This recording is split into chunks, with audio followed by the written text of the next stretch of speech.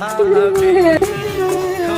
बेटा, क्या हो गया, क्यों रो रहा है? मुझे और कार चाहिए। अरे यार कैसी बात करी, ले मैं अभी देता हूँ। बेटा काय को रोता है, ये ले हॉट व्हील्स कार, ये देख सारा एवेंजर्स वाला मॉडल होगा। कौन सा लेना है तेरे को बता।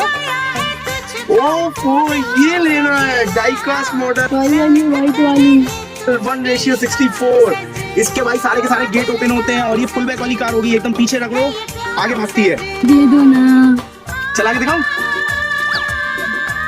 First gate and second gate and back to back, ये डिग्गी इसकी थर्ड गेट। गाइस सारे गेट इसके ओपन हो चुका है, इसको फुल बैक करते हैं पीछे, फिर चलाते हैं।